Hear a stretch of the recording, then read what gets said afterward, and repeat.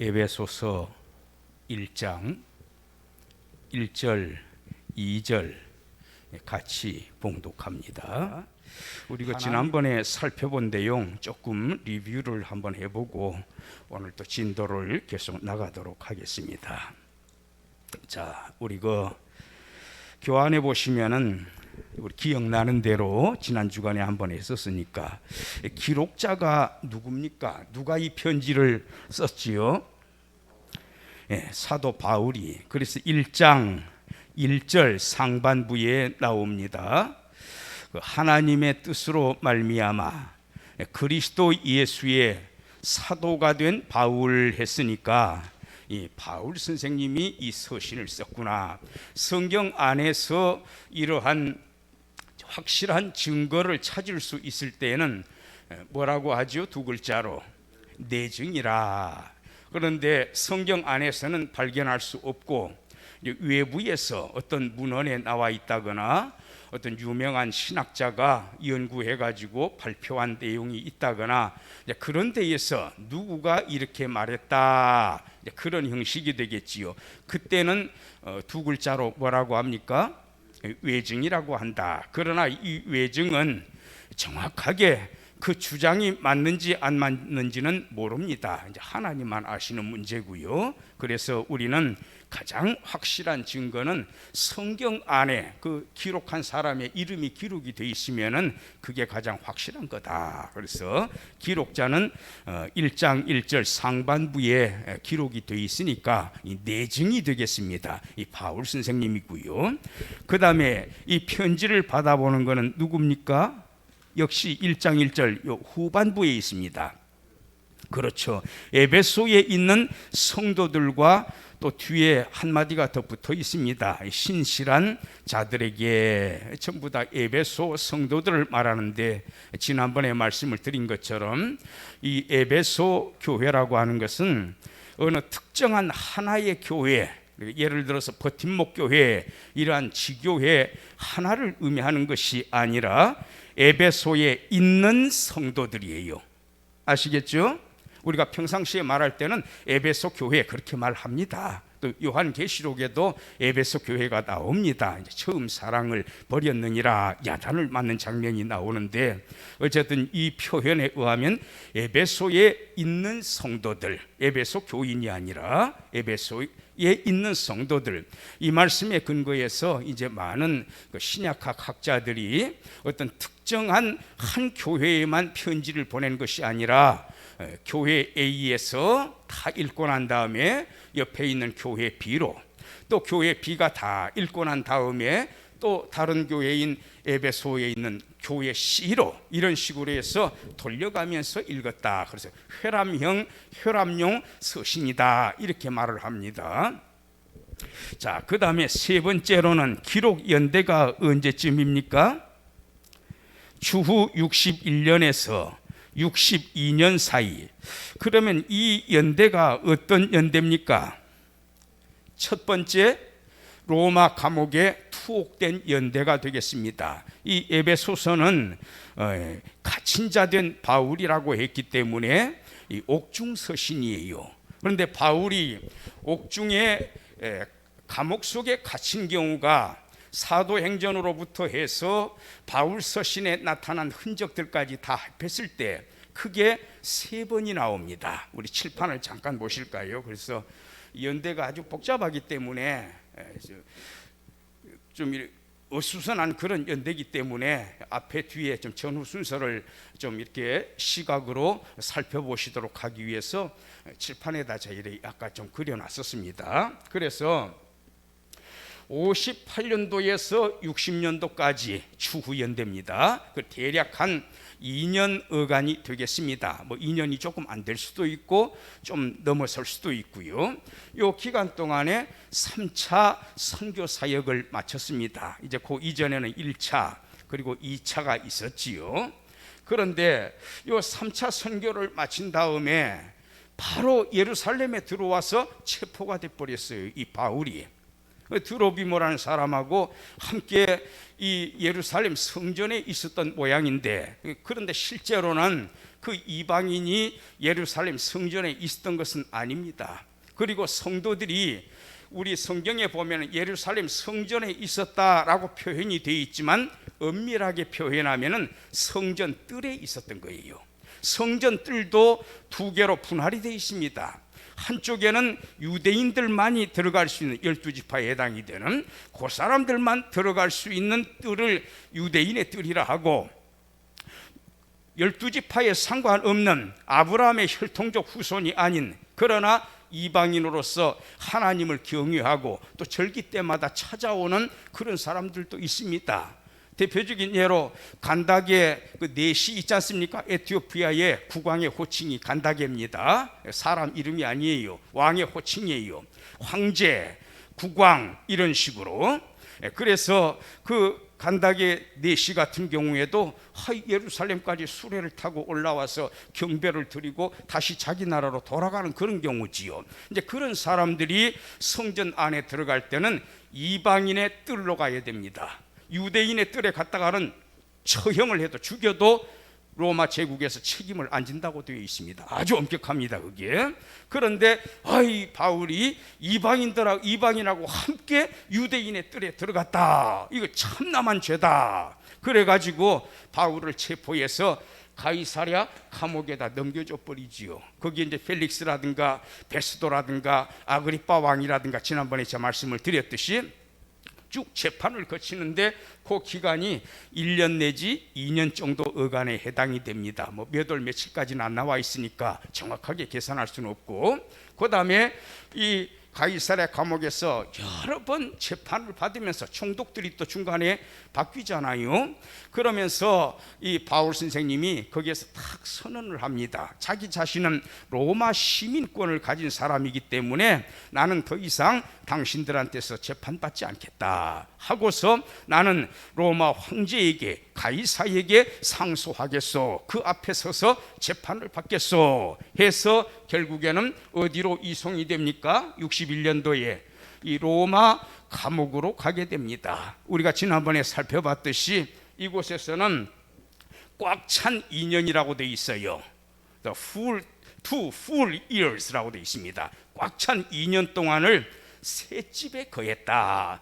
습기가 찬다든지 또는 곤충들이 바퀴벌레, 우리식으로 표현하자면 그런 벌레들이 기어다니는 그런 감옥이 아니고, 또 햇빛이 안 들어가는 그런 감옥이 아니고 바로 이렇게 셋집을 얻어서 또 사람들이 찾아오면은 들어오십시오, 또 앉아서 대화를 하고, 그래서 복음을 전하고 이렇게 자유스러운 분위기에서 2년 동안을 지내게 됩니다. 이게 이제 로마 감옥에 최초로 투옥된 것인데 바로 이때에 에베소서를 기록을 한 거예요. 그래서 어쨌든 에베소서는 옥중서신이 되겠습니다.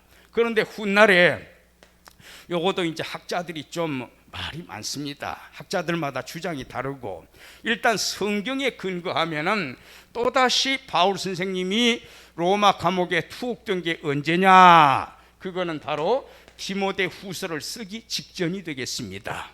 디모데 후서.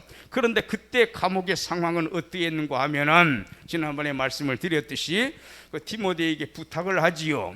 너 나한테 좀 알아. 올 때에 마가를 데리고 오너라. 내가 유익한 일에 쓸 것이다. 마가하고 스토리는 알고 계시지요. 이 버가 지역에서 되돌아갔다가 1차 선교 사역 때 바울 선생님한테 얼마나 야단을 맞았습니까? 2차 선교 사역 때 안 데리고 갔어요. 그래서 바나바하고 친했던 그 바나바 선생님하고 막 언쟁을 벌이고, 바나바의 조카거든요 마가가. 나 그 사람 안 데리고 가, 바나바는 데리고 갑시다. 둘이 피차에 갈라서고, 바나바는 바로 사이프러스로 구브로가 되겠습니다. 그쪽으로 선교를 떠나고, 바울은 소아시아와 그 다음에 마케도니아, 아가야 지방까지 내려가는 선교 사역을 전개합니다. 그게 2차 선교 사역이에요. 그때에 디모데에게 부탁하기를 감옥에서 너 올 때에 마가도 데리고 오고, 또 잊어먹지 말고 꼭 가져와라. 하나는 가죽으로 잘 쌓여져 있는, 가죽으로, 요즘으로 말하면 가죽으로 제본이 되어 있는, 그렇게 이해를 하면 될 것 같습니다. 옛날에는 다 두루마리 형식이에요. 가죽에 기록되어 있는 그 성경을 가지고 와라. 이 구약 성경입니다. 신약은 아직 기록된 게 아니니까.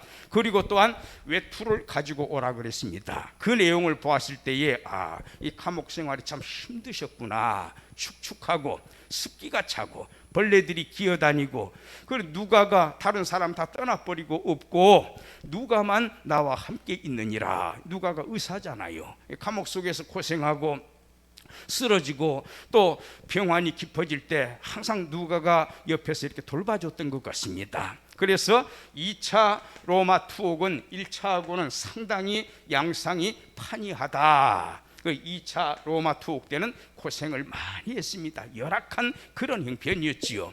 물론 사도행전 16장에도 빌립보에서 투옥된 적은 있습니다. 그건 며칠 잠깐, 그날 밤이고 하루 이틀 정도 투옥된 것이고, 그래서 그거는 이 투옥에다가 포함시키지는 않을 정도입니다. 금방 석방이 됐으니까. 그리고 이게 그래서 몇 년도인지는 정확하게 알지는 못해요. 얼만큼 오랫동안 감옥에 갇혀 계셨는지 그건 모릅니다. 그리고 66년 내지는 67년 어간에, 그래서 어떤 학자는 66년도일 것이다, 또 어떤 학자는 67년도일 것이다. 요것도 조금 이렇게 의견이 엇갈리기도 합니다. 그래서 가장 안전하게 표현하려면 66년 내지는 67년 어간이 될 겁니다. 이렇게 하면 또 안전해요. 저는 또 그렇게 표현을 합니다. 그래서 이때에 순교합니다. 그래서 내가 앞으로 내 부음이 가까웠다, 그렇게 표현합니다. 부음은 쏟아 부어지는 겁니다. 관제와 같이 내가 쏟아 부어질 때가 가까웠다. 나 달려갈 길 달리고 나 믿음을 지켰다. 디모데후서 4장 6절서 8절까지 내용에 그걸 이제 통해서 학자들은 해석하기를, 바울 선생님이 죽음을 예견하고 이제 얼마 안 남겨놓고 이런 문구를 쓰신 모양이다, 그렇게 해석을 많이 합니다. 그렇게 해서 66년 내지 67년, 그리고 참고적으로 54년에서 요쯤 되겠지요. 54년에서 68년 여기까지, 바울 순교 후 한 1, 2년 후까지 요 기간 동안에 로마의 황제가 누구인고 하면은 네로 황제가 되겠습니다. 바로 쿠오바티스 도미네, 주여 어디로 가십니까? 라고 하는 그 유명한 영화가 있어요. 그것도 바로 요 시점을 배경으로 해서 나온 영화다. 아주 유명한 영화입니다. 저는 아주 옛날에 봤습니다. 고등학교 때 봤나 언제 봤나, 아주 오래됐어요. 젊었을 때 봤습니다. 자, 이렇게 하고, 그래서 이 에베소서는 바로 이때 기록이 됐다. 이때 기록이 됐다. 그래서 기록 연대가 어떻게 되어 있습니까? 61년에서 62년 대충 요쯤으로 보면 되겠습니다. 그 다음에 네 번째, 지금 감옥 이야기 했으니까 기록 장소는 당연히 어디겠습니까? 우리식으로 표현하면은 아주 험악한 분위기는 아닙니다만, 어쨌든 우리식으로 표현하면은 온건한 완화된 위리 안치로 생각을 하면 됩니다. 그런데 들어가고 출입하고 하는 사람들도 만나서 자유스럽게 이야기를 했어요. 자기가 돈을 내고 새 집을 빌려가지고 그걸 감옥으로 또 삼은 겁니다. 자, 그렇게 해서 로마 옥중, 여기 칠판에 기록한 바에 의하면 동그라미 1번에 해당이 됩니다. 동그라미 1번. 자, 그 다음에 5번에 감옥에 갇혀 있으니까 본인이 편지를 어떻게 들고 갈 수가 없어요. 출입이 안 되니까. 그 당시에 무슨 우체국 우편 제도가 있었겠습니까? 다 대부분 사람 손에 들려가지고 빨리 가려고 하면 말 타고 가고, 또 어떤 때는 몇 달씩 걸려가지고 걸어서 편지를 전한 때도 있었습니다. 이 편지 전달자가 누구지요? 6장 21절에 우리 지난번에 봤듯이 두기고라는 사람이 되겠습니다. 두기고. 골로새서도 누가 전했습니까? 역시 옥중 서신이고 에베소서 기록한 비슷한 즈음에 기록을 했습니다. 주후 62년에. 그래서 에베소서가 먼저 기록됐나, 아니면은 이 빌립보서가 먼저 기록됐나 그거는 모르겠어요. 대충 얼추 비슷한 시기고 칠판에 있는 로마 옥중 동그라미 원 바로 요 시기에 결정이 기록이 된 겁니다. 그래서 두 편지 모두 이 두기고라고 하는 인물이 전달을 해줬다, 이렇게 알면 되겠습니다. 이제 주요 내용을 한번 보십시다. 이제 본격적으로 주요 내용이 뭘까? 우리가 이제 1장부터 마지막 6장까지 순차적으로 쭉 이렇게 진도를 1절, 2절, 3절 이런 식으로 순차적으로 나갈 때 어차피 다 살펴볼 내용이지만 그래도 큰 틀에서 매크로스코픽 뷰입니다. 큰 틀에서 한번 좀 거시적인 틀에서 살펴보자. 자, 제가 대충, 물론 어떤 분은 아이고 안 목사님 하나 뭐 빠진 게 있습니다, 동그라미 8번 집어넣읍시다, 또는 동그라미 4번하고 5번 사이에 뭐 하나 더 집어넣읍시다, 다 그렇게 할 수가 있어요. 또는 두 개를 통합을 합시다, 그럴 수도 있습니다. 근데 저는 자유스럽게 저 나름대로 눈대중으로 쭉 이렇게 훑어가면서 7가지 정도로 이렇게 정리하면 괜찮겠다. 오늘 와가지고 보니까 은사 부분을 따로 좀 끄집어낼 걸 그랬구나, 에베소서 4장 부분에 그런 생각도 좀 들더라고요. 일단은 이런 정도로 거칠게라도 한번 살펴보십시다. 자, 동그라미 1번 한번 보십시다. 주요 내용 부분에 동그라미 1번에 구원과 관련된 삼위일체 하나님의 그 사역이 나타납니다. 이 사역은 구원을 위한 사역이에요. 길동아, 내가 너를 구원하겠다. 구원과 관련해서 성부 하나님은 무슨 일을 하시고, 성자 하나님은 어떤 역을 감당하시고, 성령 하나님은 또 무슨 일을 하셨나. 우리는 흔히 그 구원, 하나님이 나를 구원하셨다 할 때 그 하나님은 누굽니까? 일반적으로 표현할 때 성부 하나님이지요. 하나님 아버지가 나를 구원했다. 근데 누구를 대신 희생물로 치르시고 나를 구원했다고 합니까? 예수님.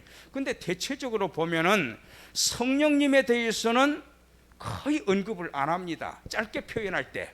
자세하게 표현할 때는 첫째 성부, 둘째 성자, 셋째 성령 다 이야기를 하는데, 한두 마디로 짧게 표현할 때는 하나님이 예수님 대신 죽이시고 나를 구원하셨다, 이렇게 표현합니다. 성령이 거의 언급이 안 돼요. 그리고 또 성부, 성자 중에서도 누구에게 더 비중을 많이 둡니까? 포커스를 성자에게.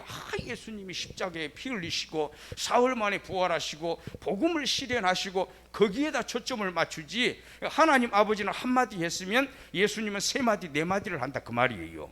그런데 우리가 에베소서 1장을 통해서 이 구원이라고 하는 것은 성부, 성자, 성령 하나님이 골고루 조화를 잘 이루어서 사역을 감당하셨다, 그걸 우리는 깊이 인식을 해야 됩니다. 그래서 나중에 자세히 살피겠지만 오늘은 간단하게, 자, 제가 옆에다가 1장 3절에서 14절 해놨지요. 1장 1절에서 2절은 인사말이고, 그리고 1장 3절에서 14절까지가 삼위일체 하나님의 구원 사역입니다. 별표를 또 하나 해놨죠. 4절, 7절, 13절 그거만 보자는 거예요. 우선 다 보지 말고. 자, 7절, 3절 한번 볼까요? 4절에 볼 것 같으면은 우리 하나님 아버지께서는 나를 구원하시기 위해서 무슨 일을 하셨느냐. 자, 3절에 보니까 누가 나옵니까? 예수 그리스도의 아버지 그랬잖아요. 성부 하나님이시로구나. 근데 그분이 어떻게 하셨죠? 3절 끝부분에 우리한테 복을 주셨다고 돼 있어요. 이 복은 어떤 복입니까? 복을 주시려고 했으니까. 이 복은 어떤 복이에요? 4절하고 항상 물이 흘러가듯이 맥락 속에서 맥박이 뛸 때 펄짝펄짝 뛰지 않아요. 그걸 놓치면 안 됩니다. 3절 4절을 단절시키지 말고 연결시켜서 복을 주시되, 곧 다시 말하자면 환원하자면 in other words, 그런 개념이 동격으로 보셔도 됩니다. 앞에 말과 뒤에 말을. 그렇죠. 구원의 복 가운데 뭡니까? 창세 전에, 우리 조선 말은 조금만 더 읽어보면 됩니다. 창세 전에 그리스도 안에서, 그리스도의 개념은 아담이 범죄한 직후부터 나타난 개념 아니에요. 아담이 아직 만들어지지도 않았고 범죄하기도 전에 창세전 아닙니까? 다른 성경에서는 영원전, 다양한 표현이 나옵니다. 우리 그때 살펴보도록 하고요. 그리스도 안에서 우리를 뭐 하셨다? 택하셨다고 돼요. 선택입니다. 5절에서는 뭐라고 있지요? 동의어를 구사해서 예정하셨다. 하나님 아버지께서 나를 구원하시기 위해서 하신 일은 뭡니까? 너를 구원하마 하고 선택을 하신 거예요. 이제 우리가 예정론이라는 말 많이 들어보셨잖아요. 더블 프리데스티네리언이즘, 두 가지로 운명을 사전에 결정을 했다라는 뜻입니다. 프리데스티네이션이 복합어입니다. 프리 뭐뭐 이전에, 창세 전에, 영원 전에, 데스티네이션은 운명입니다. 운명을 결정지었다 그 말입니다. 그게 우리말로 번역할 때는 미리의 자, 정할 정자를 써가지고 예정이라 합니다. 그러면 하나님 아버지가 나를 이렇게 구원하겠다 이렇게 선택을 해놓으시면 그걸로 구원이 완성이 됐습니까? 구원하려고 보니까 하나님이 몰라서 그랬다는 뜻이 아니고, 이제 제가 논리적으로 엮어가기 위해서 표현을 그렇게 하는 겁니다. 구원하려고 보니까 무슨 문제가 있습니까? 길동이라고 합시다. 길동이에게 무슨 문제가 있습니까? 죄 문제가 있잖아요. 죄가 있는데 그 죄인이 어떻게 천국에 들어갑니까? 죄인이 가야 할 곳은 감옥이에요. 고레등 같은 그런 좋은 집이 아니에요. 자기 집으로 가는 게 아니라 감옥 속에 들어가야 돼요. 마찬가지로 영원한 운명의 고정을 생각할 때, 죽은 다음에 사후의 세계에서 천국으로 갈 거냐 지옥으로 갈 거냐가 결정이 되는데, 당연히 죄가 있으니까 어디로 가야 됩니까? 100% 지옥으로 가야지요. 그게 하나님의 공의의 속성입니다. 근데 그러면은 천국으로 이끌어 들으려면 뭐 해결해야 됩니까? 죄 문제를 해결해야 될 거 아니에요. 이거를 7절에 누가 해결을 했습니까? 그렇죠. 우리가 그리스도 안에서 예수님이라고 하는 울타리를 떠나버리면 안 됩니다. 죄 사함을 논할 수가 없어요. 공자 안에서요, 석가모니 안에서요, 플라톤 안에서요, 천만의 말씀이에요. 오직 죄 사함을 논할 수, 죄 용서를 논할 수 있는 것은 그리스도 안에서예요. 그리고 아까 4절에서도 누구 안에서 선택을 했습니까? 그리스도 아니지. 어디에 석가모니 안에서, 어디에 공자 안에서, 어디에 플라톤 아니라고 되어 있습니까? 천하 인간의 구원자는 그리스도 예수밖에 없습니다. 하나님 아버지가 우리 정해놓은 거예요. 창세전에. 그래서 그리스도의 무엇으로 말미암아 구속, 다시 말하자면 죄 용서함을 받았습니까? 그의 피는 뭘 말하는 거지요? 바로 생명을 말합니다. 내가 죽어야 할 일에, 길동이가 죽어야 할 일에 예수님이 대신 길동이의 죄를 뒤집어 쓰고 길동이를 위해서 대신 죽어주신 거예요. 이걸 희생이라고 하지 않습니까? 하나님이 길동이의 생명을 받으신 것이 아니라 예수님의 생명을 받으시고 길동이를 용서해 주는 겁니다. 피 흘림이 없은즉 뭐함이 없나니라, 죄사함이 없느니라. 근데 그 피를 길동이가 흘린 게 아니고 누가 흘렸다? 예수님 그리스도께서 흘렸다 그 말이에요. 그분이 성자 하나님 아닙니까? 인간의 몸으로 오셔서 인간이 되셔서 죽으신 거예요. 하나님은 죽지 않습니다. 자, 그런데 하나님 아버지가 길동이를 이렇게 선택을 딱 해놓고 그 다음에 성자 하나님께서 인간으로 오셔서 길동이의 죄를 뒤집어 쓰시고 대신 죽으셨어요. 그걸로 구원 완성됐습니까? 아니지요. 길동이가 어떻게 해야 됩니까? 믿어야지요. 그 예수님을 믿는 자에게 죄 용서 준다 그랬어요. 믿는 자에게 너를 내 법정에 세웠을 때 너 믿음을 보고 내가 의롭다 하겠다, 무죄하다 하겠다, 하나님 약속입니다. 이게 바로. 그럼 길동이가 믿어야 될 거 아닙니까? 근데 우리가 익히 배운 바로는 우리 인간에게 자유의지가 있습니까 없습니까? 없어요. 내가 뭐를 선택을 하고 내가 결정을 하고 그래서 내가 구원받거나 아니면 뿌리치고 나 구원 안 받을게요. 인간에게는 그런 자격도 권리도 능력도 없습니다. 자유의지가 없는 거예요. 왜? 아담 시조가 타락한 이후에 우리 인간은 자유의지를 상실해 버렸습니다. 스스로 하나님 못 알아봅니다. 하나님이 다가가셔야 돼요. 그리고 하나님께서 제안을 하기를, 길동아 내가 너한테 구원을 베풀 테니까 이게 50% 은혜. 길동이 쪽에서 예 받아들이겠습니다. 50% 응답. 합해서 100%입니까?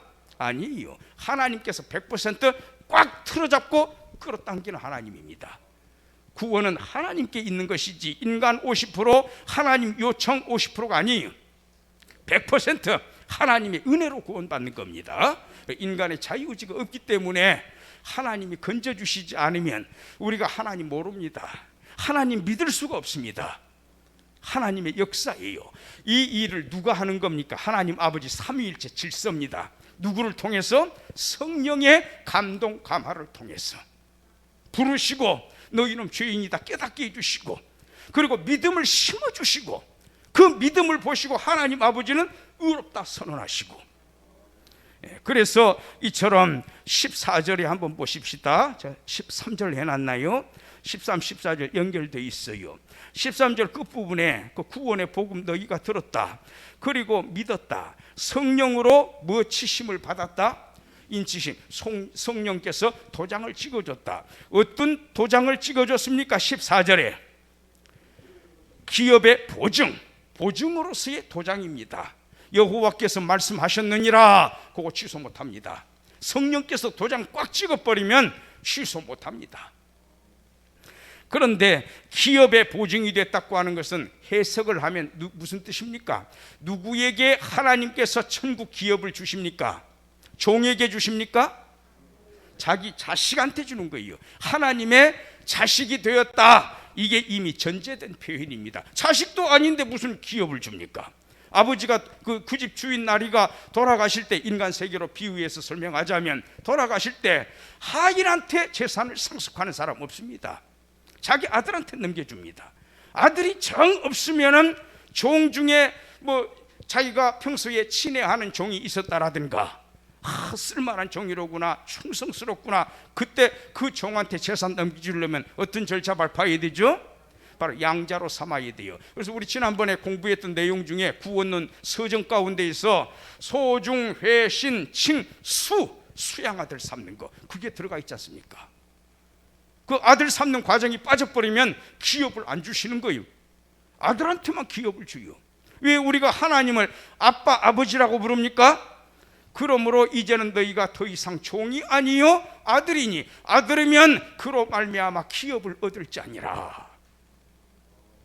그래서 성부, 성자, 성령의 사역 세 군데만 얼른 살펴봤고, 동그라미 2번, 특히 교회론 있잖아요. 우리가 그 조직신학 이야기할 때 제가 지난 시간에 거칠게 이렇게 7가지를 설명을 드렸는데, 그 가운데 교회론 있지 않습니까? 이 교회론 분야에서 교회론을 쫙 정립을 해나갈 때에 어떤 성경을 많이 이용을 하느냐, 물론 창세기부터 요한계시록까지 두루두루 다 살펴보지만 이 에베소서에서 많은 자료를 확보합니다. 이 교회론 전개해 나갈 때.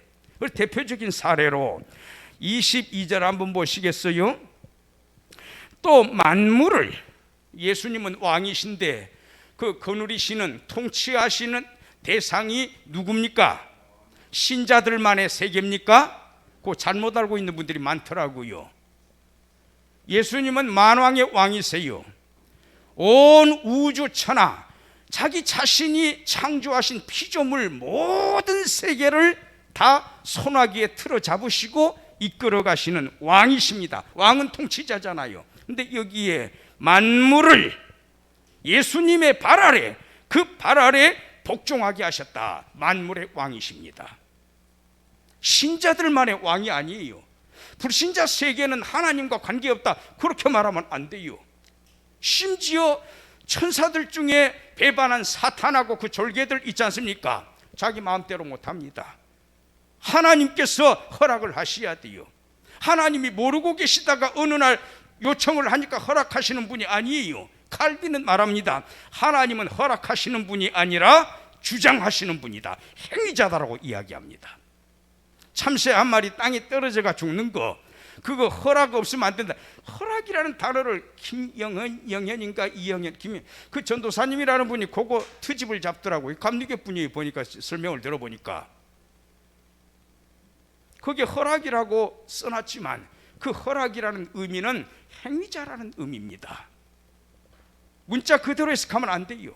번역상의 문제입니다. 저보고 번역하라고 하면은 하나님의 뜻이 아니고서는 저는 그렇게 번역하고 싶어요.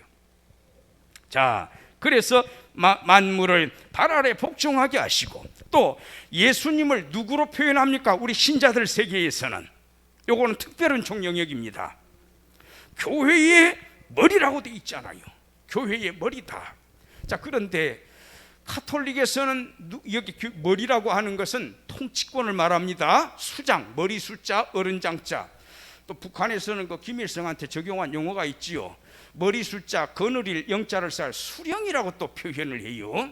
뭐 어쨌든 최고 통수권자를 칭하는 표현이니까 뭐 그렇다고 치십시다.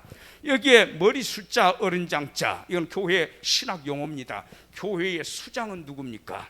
우리 개신교는 예수님이 여기 나와 있잖아요. 그분이 교회의 머리라고 되어 있지 않습니까? 그런데 카톨릭에서는 누굽니까? 교회의 머리가 교황입니다. 그래서 교황할 때 우리말 한자로 번역한 거지만 본래는 포프예요. POPE. 여기 포프가 아버지라는 뜻입니다. 그 앞에 다 무릎 꿇는 거예요.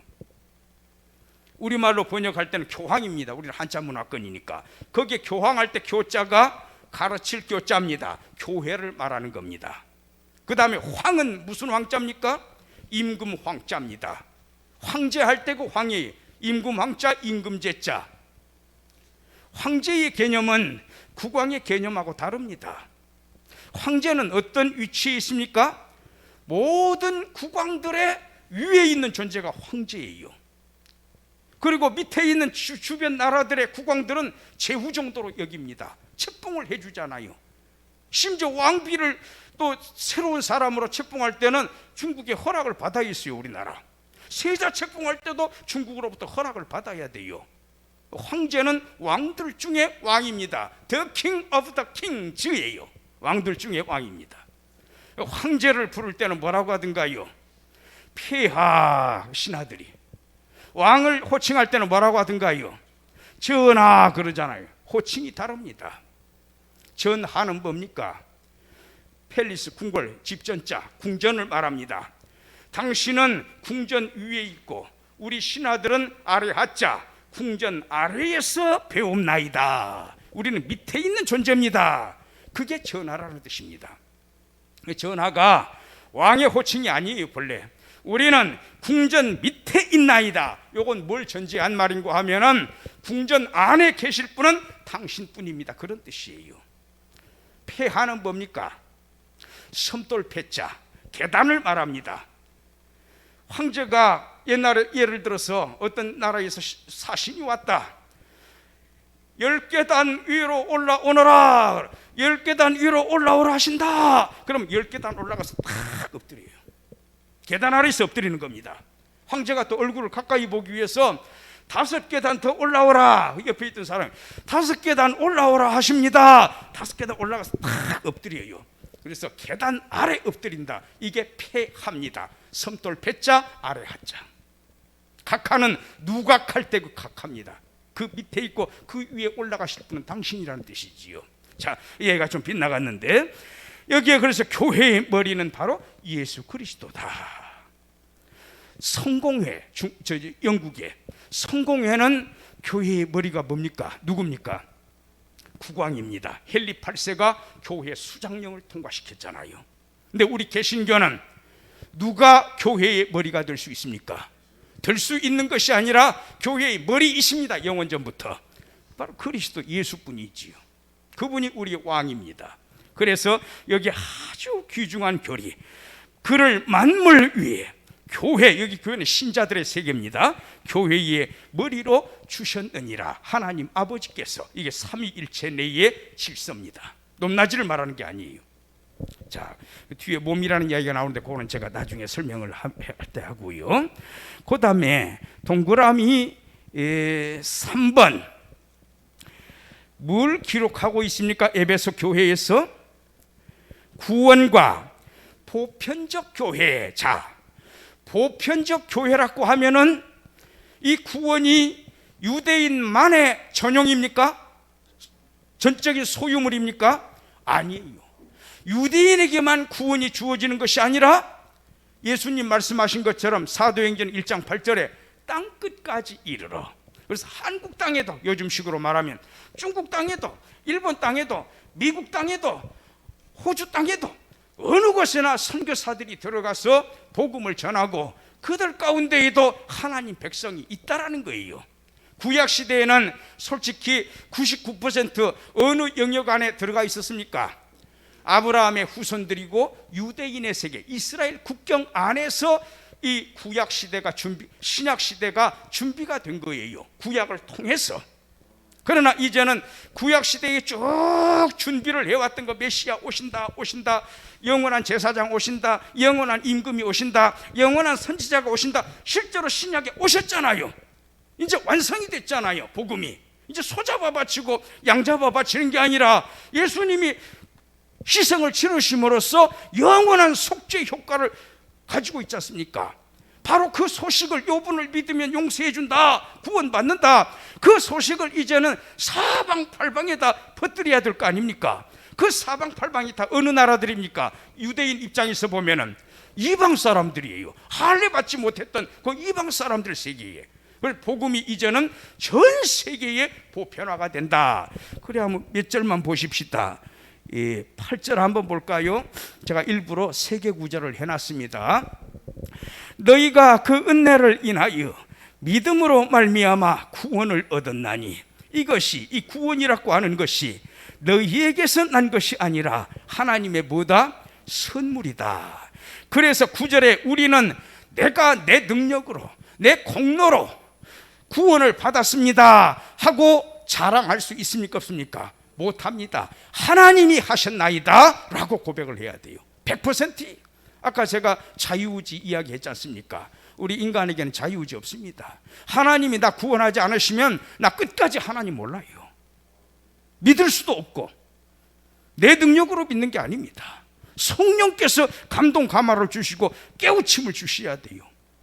그래서 이 구원이, 그런데 이제는 유대인에게만 해당되는 게 아니라, 자, 몇 절입니까? 13절 보십시다. 이제는 전에 멀리 있던 너희가, 이 본문에서는 누굴 말하는 거죠? 이 본문에서 에베소 교인들이지요. 그러나 이걸 폭넓게 적용하면은 에베소뿐만이 아니라 모든 이방 지역을 다 포함하는 개념입니다. 12절에도 나오지요. 너희는 그때의 옛날에 그리스도 밖에 있었고, 이스라엘 국경선으로 보더라도 이스라엘 나라 밖의 사람이었다. 약속의 언약들에 대하여는 아브라함과 이삭과 야곱에게 땅을 주고 네 자식들을 주마. 이 약속에 대해서는 너희들은 바깥 사람들, 외인이었다. 세상에서 소망도 없었다. 하나님도 아예 모르는 자고 하나님도 없는 자였다. 11절에서는 너희는 이방인이었다 그랬지 않습니까? 그런데 이제 예수님이 복음을 완성하신 이후로는 달라졌어요. 역사가 달라집니다.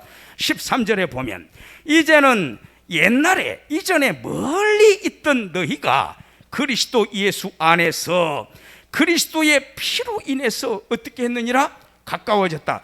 누구 사이가 가까워진 겁니까? 유대인과 이방인 사이가 가까워진 거예요. 옛날에 유대인들은 이방인들 어떻게 돼 있습니까? 저 할례 받지 못한 자들, 심지어 제가 이런 이야기하면 좀 어떨지 모르겠습니다만 이해를 하시고 들으세요. 이스라엘 사람이 다 그렇다는 거 아닙니다. 전에 한번 이야기 들려드린 적이 있어요. 김영태 장로님은 아마 못 들으신 이야기일 수도 있습니다. 옛날에 해가지고 이스라엘에 우리나라 그 목사님들 뭐 성도들 할 것 없이 성지순례 많이 가지 않습니까? 그래서 식당이 또 많이 발전이 되어 있어서 그런 지역을 중심으로 해, 어디 방문하는 그 길 중심으로 해서 식당업이 활발하게 전개가 되는데, 예를 들어서 우리 한국 사람이 들어가시, 동양 사람 아닙니까? 외모만 봐도 이스라엘 사람하고 다른데 들어가 가지고 거기에 스푼이라든가 또 뭐죠, 삼지창 그 포크라든가 뭐 이런 접시 같은 거 있지 않습니까? 그거 우리가 먹고 마시고 했잖아요. 자기들은요 그 그릇, 그 포크, 그 뭐 수저 안 쓴답니다. 이방인의 입속에 들어갔다 나왔다. 더럽다라는 거지요. 부정하게 본 거예요.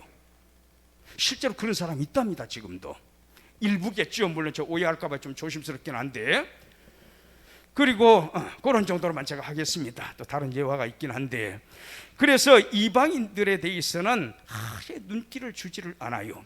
손 같은 것도 터치를 안 합니다. 아주 우파에, 극우파에 있는 이스라엘 사람들의 경우에. 그런데 하나님께서 어떻게 만드셨습니까? 14절 볼까요? 그는 우리의 화평이신지라. 이게 우리라고 하는 것은 바울만 말하는 거예요? 누구 보고 지금 이야기하는 겁니까? 편지 쓴 겁니까? 에베소 교인들이잖아요. 그는 우리의 화평이시다. 옛날에는 저 할례받지 못한 자 둘로 하나를 만들었다. 중간에 막힌 담을 헐어버렸다. 여기에 둘은 누구가 되는 겁니까? 유대인과 이방인을 이야기하는 겁니다. 그러니까 복음이 이제는 유대인에게만 머물러 있는 것이 아니라 준비가 다 끝났기 때문에, 구약시대 오랜 세월을 거치면서 준비가 다 끝났어요. 예수님이 오셔서 삼중직을 완수를 하셨습니다. 복음을 실현했습니다. 그러니까 이 복음을 이제는 준비해왔던 게 완성이 됐으니까 사방에 퍼뜨리겠다. 그러면 한국 사람과 이스라엘 사람 사이에 막혀있는 담이 무너지고 하나가 되고, 또 뭡니까? 이스라엘 사람과 중국 사람 사이에 막혀있던 담이 허물어져서 하나가 되고, 중국 사람과 미국 사람, 이스라엘과 미국 사람 사이에 가로막혀있던 담이 무너지고 하나가 되고, 예수 안에서 한 형제 자매가 된다, 그 말이에요. 이게 바로 동그라미 3번에 뭡니까? 보편적 교회. 어느 한 곳만이 아니, 전유물이 아니에요. 전 세계적 교회라, 그런 뜻입니다. 사실은 그랬어요. 우리가 캐톨리시즘 그렇게 표현하지 않습니까? 가톨릭주의를. 이 가톨릭이라는 단어가 무슨 뜻입니까? 본래는 본래 좋은 단어입니다. 정말 제 욕심 같아서는 우리 개신교에서 그 말을 좀 받아들였으면 좋겠어요. 캐톨릭이라는 말이, 가톨릭이라는 말이 보편적인 그런 뜻입니다. 교회가 한국에도 있고 일본에도 있고 아프리카에도 있고 유럽에도 있고 어디 미국에도 있고 사방 전 세계 지구상에 흩어져 있지만 예수 그리스도를 주로 고백하는 하나의 교회다. 교회의 통일성을 이야기할 때 흩어져 있지만 하나의 본질을 가지고 있다. 이걸 표현할 때 캐톨릭이라는 단어를 쓴 거예요. 근데 이게 이제 종교개혁 일으키고 저 가톨릭 쪽에 이미 전유물이죠. 그러다 보니까 우리가 쉽게 우리 개신교에 대해서는 가톨릭이라는 용어를 쓸 수가 없죠. 구분이 안 되니까. 우리는 그래 뭐라고 씁니까? 프로테스탄트라고 씁니다. 프로테스탄트 설명하는 한참 걸리니까 요걸 일단 마무리를 하고요. 독일 루터 그걸 연상을 하셔야 됩니다. 자, 그래서 우리 교환을 다시 보십시다. 13절 지금 설명했고 22절 한번 볼까요? 그리고 잠깐 14절에 우리의 화평 그랬잖아요.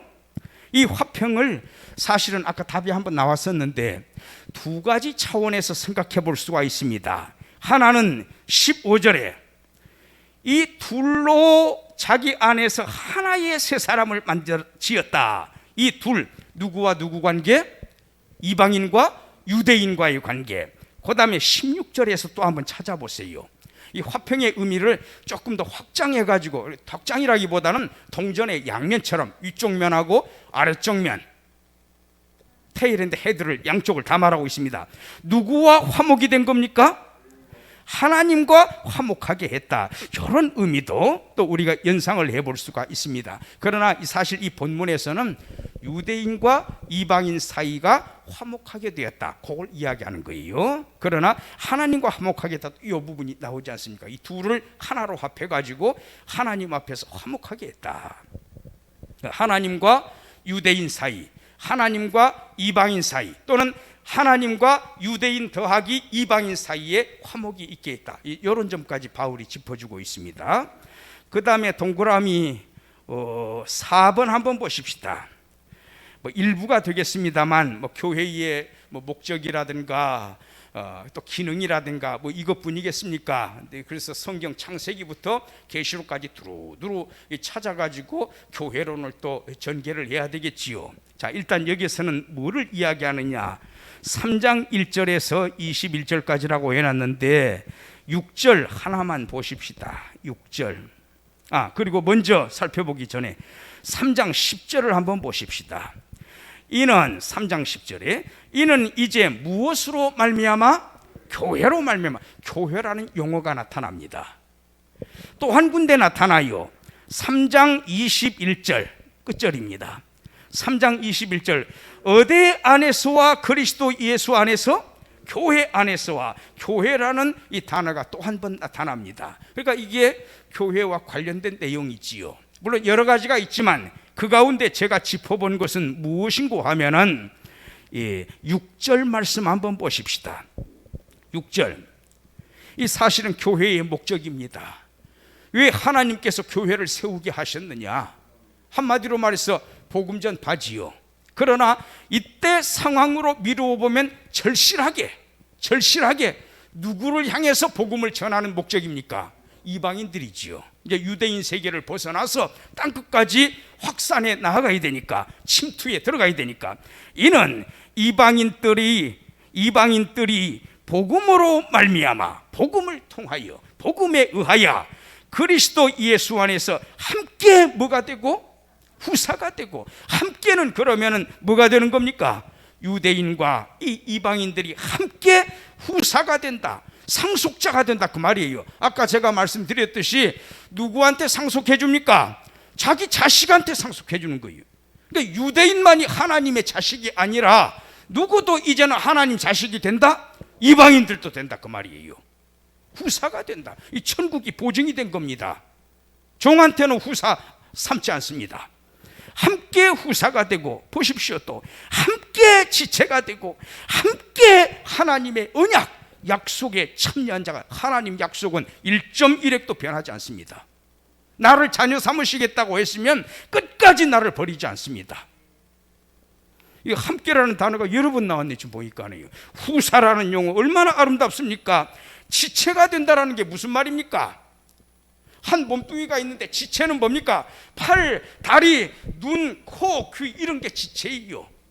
유대인과 이방인들이 어우러져서 너는 눈의 역할, 유대인 원은 너는 눈의 역할, 이방인 원은 오른팔의 역할, 유대인 투는 왼팔의 역할, 이방인 쓰리는 왼쪽 다리, 유대인 쓰리는 오른쪽 다리. 이래서 하나의 몸을 균형 있게 이루는데 유대인과 이방인이 어우러져서 한 사람의 모양, 세트를 만든다, 그 말이에요. 패키지를 만든다, 그 말이에요.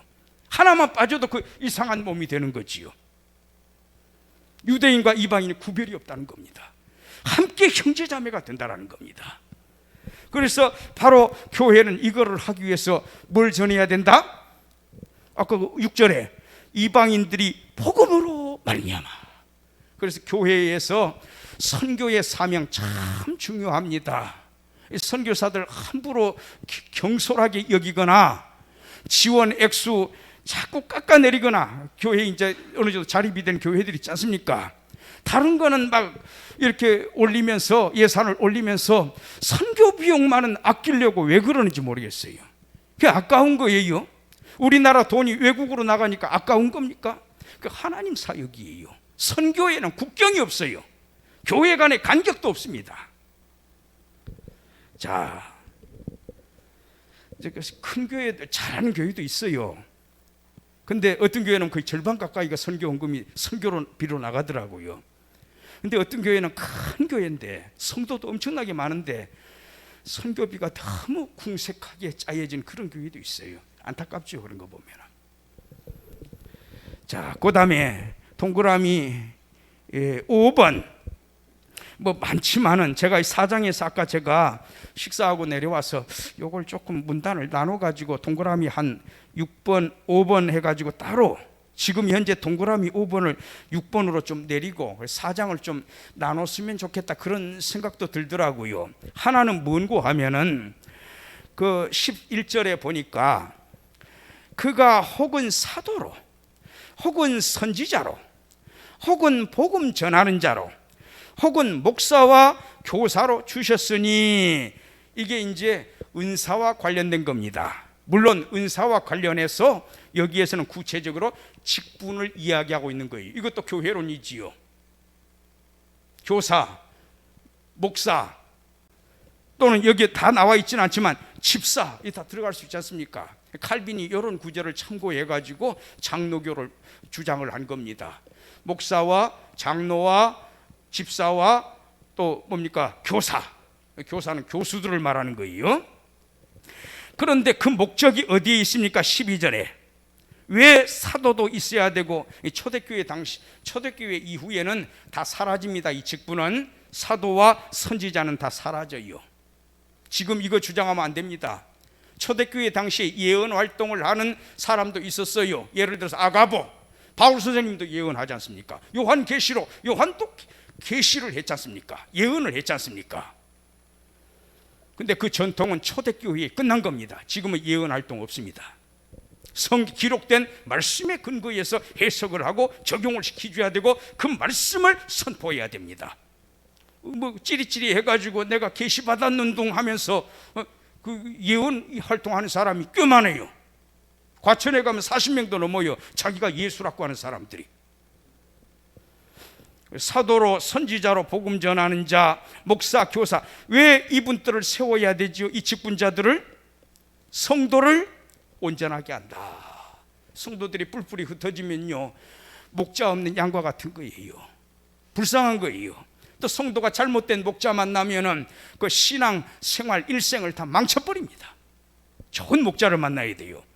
또 그 다음에 봉사의 일을 하게 하며, 또 하나 그리스도의 몸, 너는 귀의 역할, 너는 눈의 역할, 너는 코의 역할, 너는 오른팔의 역할, 너는 왼쪽 발의 역할 등등 하나의 몸을 이루는 거지요. 이 교회 자체가 그리스도의 몸이 되는 겁니다. 하나라도 떨어져 나가면 얼마나 아프겠습니까?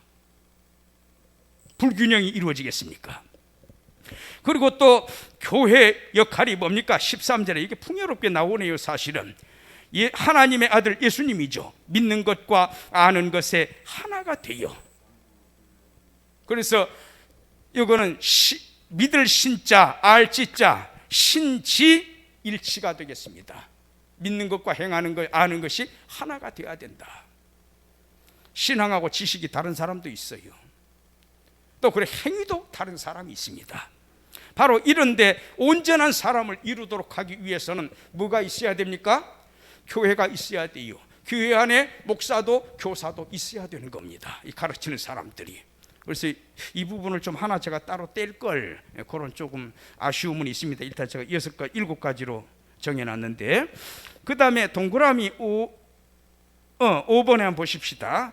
그거를 하나 5번으로 넣었으면 좋겠는데 좀 아쉬움이 있네요. 성화라고 그랬지요. 그리스도인으로서 이러이러한 삶을 살아라. 거룩할 성자 될 화자, 거룩한 삶, sanctification, 성화를 이루어라. 그 대표적인 성경 구절이 22절에서 대략 한 25절, 26절 계속 연결이 됩니다. 유혹의 욕심을 따라 썩어져가는 구습을 줬는 옛사람, 중생하기 이전에, 너희가 믿기 이전에 이러이런 모양새였잖아. 그거 다 버려라. 그리고 어떤 사람을 입어라?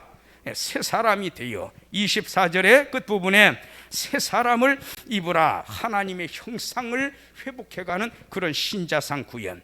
지난번에 설명할 때 여기 23절에 새롭게, 요거는 네오스의 개념이고, 24절에 새 사람 할 때 새로우는 요거는 카이노스, 그것도 설명을 드렸지요. 시간이 흘러감에 따라서 두 개를 조합하면 시간이 흘러감에 따라서 질적인 변화가 일어나는, 하나님의 형상을 닮아가는 그 하나님의 형상이 뭐냐? 의, 진리, 거룩이다. 바로 그러한 신자상을 갖추어라. 한마디로 말씀드려서 성화를 논하는 대목이지요. 그 다음에 동그라미 6번 얼른 하겠습니다. 오늘 6번까지 끝내야 됩니다.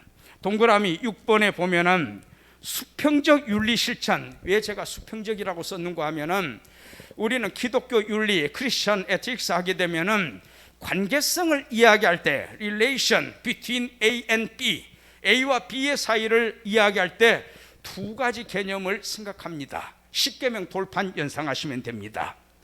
첫째로 누구와 누구와의 관계성입니까? 그렇죠. 하나님과 신자들입니다. 물론 거기에서는 하나님과 우리 인간과의 수직적인 윤리입니다. vertical ethics예요. 그 다음에 하나님을 사랑하는 것처럼 둘째도 그와 같으니 누구를 내 몸처럼 사랑하거라? 내 이웃. 이게 바로 뭡니까? 인간 대 인간이니까 호리존탈이에요. 호리존탈 에틱스, 수평적 윤리가 되겠습니다. 그러면 수평적인 윤리라면 어차피 인간관계인데 우리는 가정에서 누구 만납니까? 인간관계, 부모님과 자식들, 형제자매들. 또 대외적으로 동네 밖에 자기 집을 떠나면 누구 만납니까? 요즘 직장 생활하니까 회사 사람들, 또 군대 간 사람은 군대 간 사람들, 학교 가면 또 자기 학우들을 만날 거 아닙니까? 또 우리나라 국민들 만날 거 아닙니까? 그러면 이웃과의 관계, 그리고 회사 이야기하면 노사 문제도 나올 것이고 다양한 인간관계를 설정을 할 수가 있지요. 그래서 6장 1절에 뭐를 이야기합니까? 누구와 누구 관계입니까? 자식들하고 부모들과의 관계입니다. 자녀들아, 너희 부모를 주님 안에서 어떻게 하거라? 순종해라. 주님 안에서입니다. 주님 안에서라는 건 뭐가 전제된 겁니까? 하나님 말씀 안에서, 하나님 뜻 안에서. 부모님이 비성경적인 내용, 제상에다 절해라 그러면 할 거예요? 순종하라 그랬으니까? 주 안에서 하라 그랬어요. 주 안에서면 그 말에 순종하면 됩니까? 안 됩니까?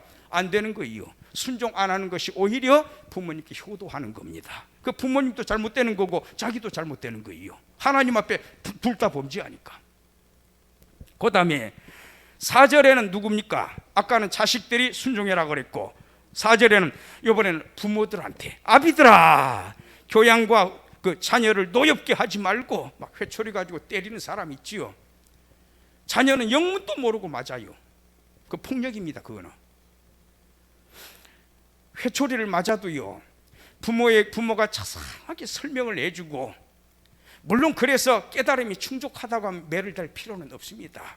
그래도 확실하게 다져놓기 위해서 교육적인 차원에서 회초리를 들면요, 그때는 아프지만 자식이 그걸 이해를 합니다. 아, 내가 이런 잘못을 했고 내 아버지가 나를 바른 길로 인도하기 위해서 그 채찍을 준 것이로구나 알아요. 자식이.